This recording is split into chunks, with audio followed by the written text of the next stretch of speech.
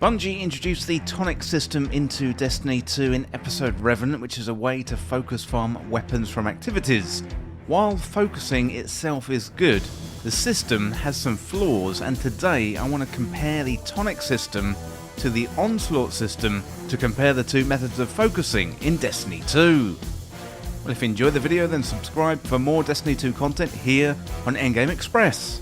Well, looking back at Destiny 2 over the last 10 years since the original game released, the loot reward system has revolved around luck. You'll run an activity and then hope you get the weapon drop that you want, also with the rolls that you want too. Over time, Bungie has introduced more and more systems to narrow down the loot pool and remove the luck from the loot chase.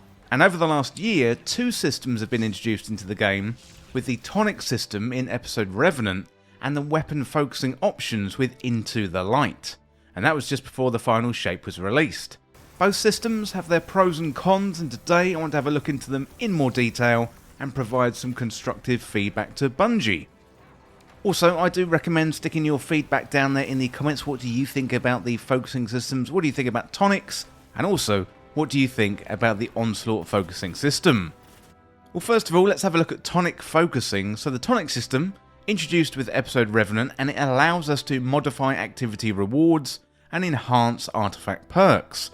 Bungie removed the seasonal upgrade grid from a few seasons back and have since been experimenting with new ideas for how to get seasonal loot.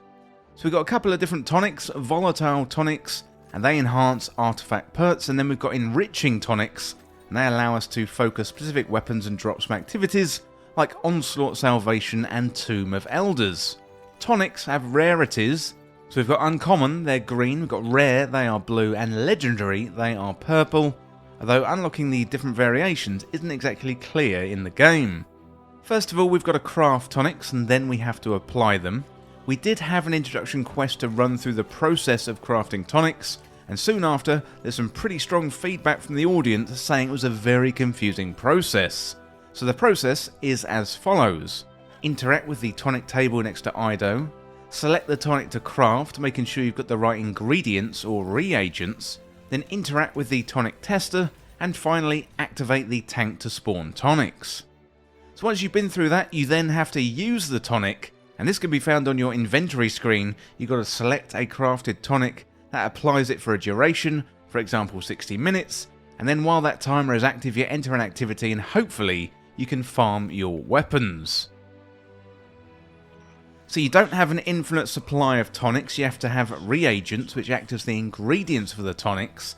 They can be found in activities like Onslaught Salvation and Tomb of Elders. They drop from enemies or from loot chests once you've defeated a boss.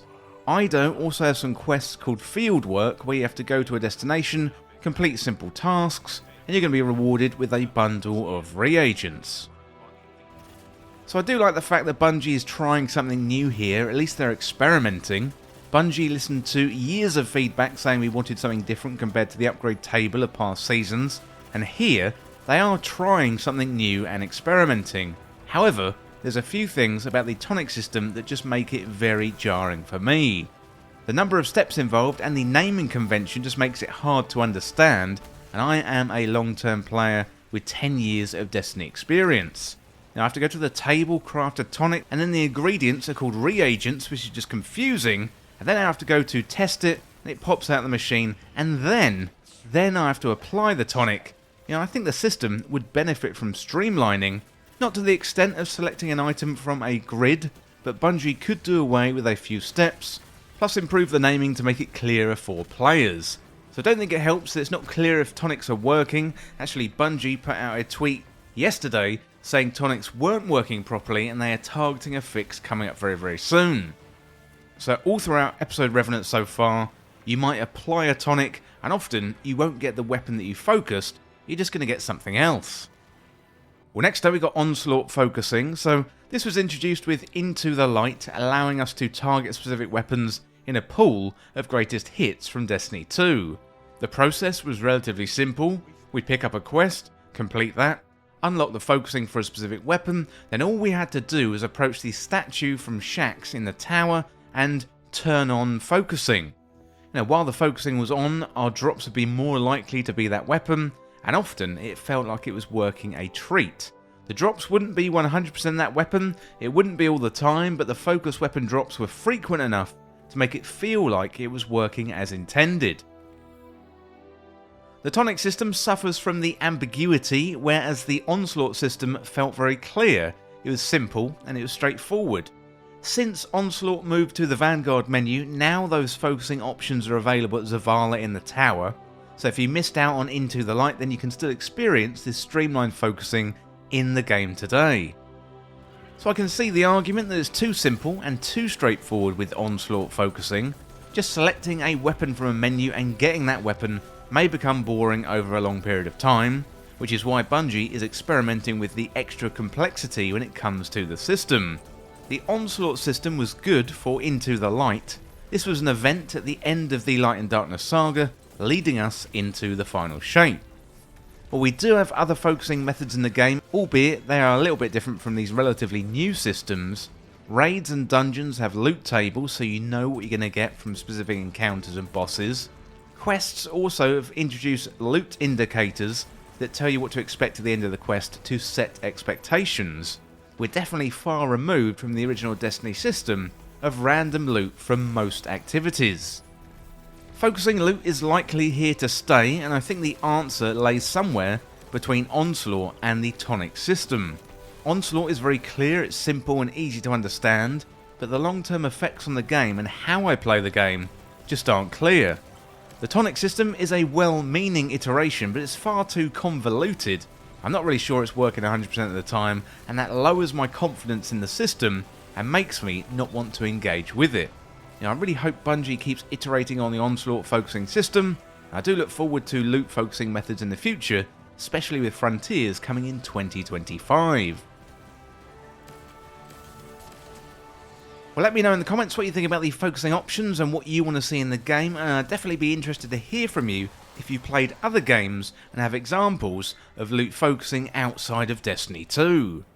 Well, that is it today for comparing Tonics and the Onslaught focusing systems in Destiny 2, and as always, thank you so much for watching or for listening. Don't forget to hit that subscribe button down below for even more Destiny 2 content here on Endgame Express. Thanks again, I'll see you next time. Well, thank you for watching that video, and today I'd like to talk about Endgame Express Backstage, the home of exclusive content for fans of Endgame Express. To join, simply join up through Patreon or the YouTube membership.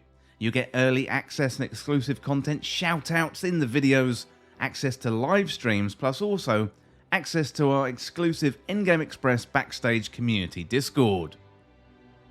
Well, here's some more information about the tiers. So in Tier 1, that is $2.99 a month, you get access to our community Discord and also early access to content.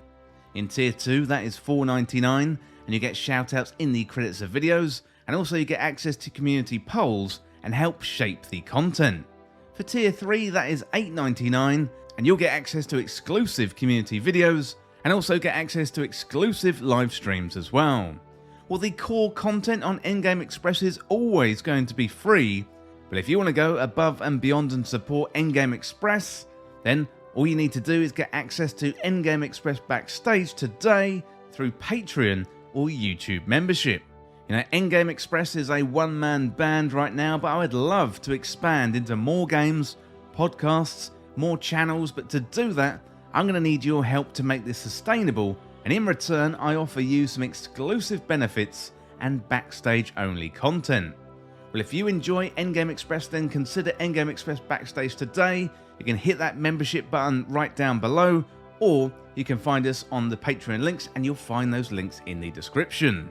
Well, thank you for listening, and thank you once again for watching, and I'll see you very soon.